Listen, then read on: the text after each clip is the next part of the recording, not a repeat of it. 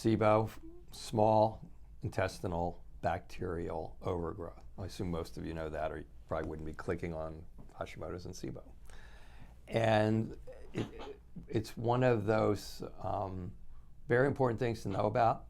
But again, it really needs to be put in context, and because what occurs with these types of conditions, and it's been ever since people came out with the 4R program, remove, replace.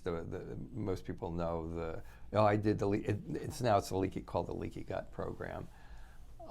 The leaky gut program was enough maybe back in the 70s and 80s, but it's really not enough now. SIBO is much more involved than leaky gut, but SIBO is can be one of the big causes of leaky gut. But my point is going to be, we have a SIBO program, we have oral tolerance programs online, we have so many different programs now. I now have patients coming in here who have done them all, and they're still sitting here.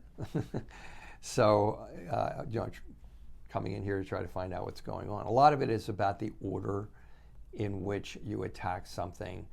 And SIBO is kind of up there with Hashimoto's. Hashimoto's is for those of you who are tuning in here who may not know what Hashimoto's is, it's an immune attack against your thyroid. And without getting into it too heavily, the battle when you go to a functional medicine practitioner is the immune system first. In most cases, it's the immune system first. And so, whereas 70% of the immune system, it's in the linings, particularly of your intestines, barrier linings in your intestines. Some of it's on the inside of your lungs, but the biggest part is in the intestines, which is why the leaky gut stuff came about, because early on, people started realizing that when their guts got better, their Hashimoto symptoms started to clear up. This went along with the gluten issue. We thought we were really hot years ago. We would go like, hey, get off of gluten. First we go, oh my God, I feel so much better. We go, we're bad, we know. And now we know it's a lot more than gluten, than just gluten, and that the person who gets off of gluten and feels wonderful is maybe 10% of the people walk in here, 5%, and that there was more to that. SIBO is kind of like the new holy grail in a lot of ways.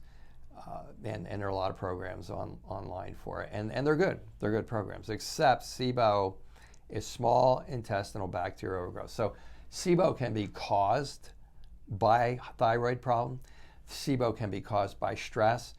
Stress responses paralyze your stomach and your intestines, because when you're in fight-flight, the stress response stops you from having to move your bowels or urinate because you're in fight-flight. And hypothyroidism, which most Hashimoto's patients become hypothyroid long before the attack takes its toll. This is the immune system, this is the thyroid. Long before this attack takes its toll and damages this thyroid mechanism, you'll get hypothyroid symptoms. Both of those will slow down your gut. Both of those they're like the number 1 and 2 causes of constipation. Like stress, hypothyroid. If you have constipation, the first thing you want to look for is those two things, okay? Even over dehydration and all those other types of things. So now it dampens that and that movement. So you get the constipations, it slows down that movement, and then you get an imbalance in bacteria in your stomach. And then here we go back to these vicious cycles. You start getting an imbalance in bacteria because things that are supposed to be detoxifying and getting into the toilet are not, so that alters your intestines. Now, the next thing you know, low thyroid function, stress also causes you to not have enough hydrochloric acid in your stomach. One of the things that your stomach does is it sterilizes your food. It's not sterilizing your food. SIBO is bad bacteria, and it can cause you to alter chemistry that will cause those bacteria to fulminate in your intestines. Now, a lot of you are going, well, I read it, and SIBO is actually intestines that come back through the valve and it goes back into the gut. And that's true too. But that is when you're in a stress response, it shuts that valve between your large intestines and your small intestines because it doesn't want you to poop. It wants the poop to stay in your small intestines. But it also affects other aspects of your bacterial physiology too, and all of that comes together to create a response with SIBO. And so having said all that, SIBO is kind of like, when the person comes in, SIBO is like top of the list. It's like almost the top of the top of the top of the list that you want to take care of. Somebody comes in here, they have small intestinal bacterial overgrowth. It's almost like we just pull the brakes, everything stops until we take care of the small intestinal bacterial overgrowth. But when I'm having that come in here is people are like, well, I did that. I felt better for a while. It didn't work. So, I mean, I don't want to do that again. Well, we're going to do that again, but we're going to do it in the right order because, again, if you have issues with stress, if you have other things that are causing your stomach to not be able to work right, that are causing your stomach to not be able to sterilize food, many of these things will alter the valve function between the large intestine, the small intestine, large intestines, which will then cause the bacteria to back up into the small intestines and give you small intestinal bacterial overgrowth. Those issues have to be addressed at the same time that you are addressing the small intestinal bacterial overgrowth. How do you know if you have small intestinal bacterial overgrowth? Gas and bloating. I mean, the number one thing is gas and bloating. Are there other things that cause gas and bloating? Yes. But a lot of times they're occurring because of the SIBO. You can get gas and bloating because you don't have enough pancreatic enzymes. You can get gas and bloating because your gallbladder is not working properly. It's the timing of it. But if you have gas and bloating almost every time you eat, or after you take probiotics, or after you eat vegetables or starches or sugars, that's all I need to know, because the SIBO test it's not super accurate. If it tells you have it, you have it. But if it tells you don't have it, about 50% of the time you still do have it. So the best thing is like it's gas and bloating. It's like a lot of people say it's the number one cause of constipation. I would say it's not, because I think it's being caused by the thyroid and or the stress response in the first place. And then it's off to the races. You can get constipation, you can get diarrhea. Second most common cause of irritable bowel syndrome after stress. so they're kind of like together. It can actually paralyze your enteric nervous system. Those of you who've heard about the second brain that's running your gut. So boom, here we go. We have constipation. It will cause your gallbladder to not work right. Boom, next thing you know, you got floating stools. You're not digesting your fats, and you're not digesting your fish oils, and you're burping them up, and you're getting itching because your gallbladder is not working right. And it can cause depression. It can cause weight gain. SIBO can cause weight gain, either directly or indirectly. And all of this is affecting your immune response, which is affecting your Hashimoto's. So it can cause chronic pain. How many of you have chronic pain who have Hashimoto's? Like 80% of you have chronic pain who have Hashimoto's. It can cause prediabetes, because these bad bacteria will cause your insulin to not work right. And you're the vegetarian who's so happy to be a vegetarian, and I'm all over it. I was a vegetarian for 18 years, and I'm probably going to go back to that someday. That's a whole nother story. But the point being that you start eating these vegetables, they start giving you gas and bloating, you start getting the small intestinal bacterial overgrowth.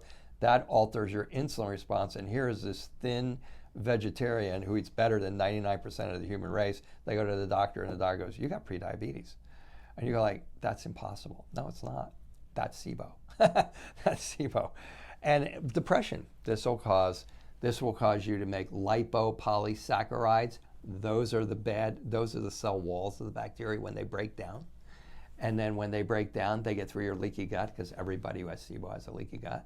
And then that goes out in the system, causes inflammation, causes autoimmunity, can cause Hashimoto's, but it definitely can cause depression, because these lipopolysaccharides can get into your brain and cause you like brain fog. Oh, this sounds like a lot of my Hashimoto's symptoms. It's like, right, because people always go like, how can the thyroid cause all that? Well, the thyroid doesn't cause all that. The thyroid causes all of this, which then causes all that. It can cause iron deficiency anemia. It can cause B12 anemia. Well, how come I take B12 and every time I go get it checked, that my doctor says I need a shot, or I need iron, or and I'm a meat eater. And you know, so it affects the physiology of how the meat is broken down. You have SIBO, you have leaky gut. Maybe you're not absorbing it.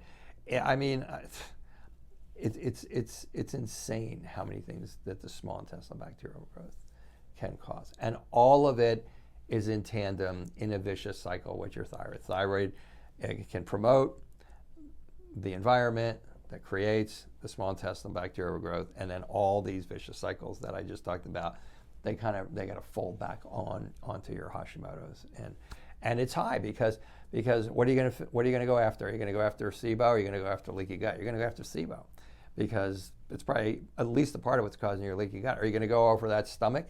Are you going to take care of that stomach? Or are you going to take care of SIBO? You're probably going to take care of SIBO. What are you going to?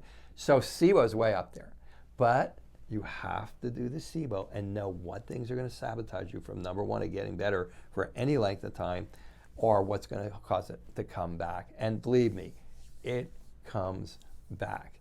I mean, I see it all the time. I've seen people go, it's come back 4 times. It's like, yeah, because you haven't done any of this other stuff. So SIBO is a big deal. It is a big, big, big, big deal. But it's something that, again, as my colleagues and my mentor would say, a mature, experienced functional medicine practitioner will not tiptoe into a case like Hashimoto's until you know the entire picture of that, and then you can attack that in the proper order. SIBO is way up there. There are only 1 or 2 things above SIBO that I'm going to attack first if the SIBO is there. So it really is. It deserves the attention that it's getting, but it's still part of the big picture, and you have to know the big picture first if you want to get rid of it and stay rid of it. All right. That's SIBO and Hashimoto.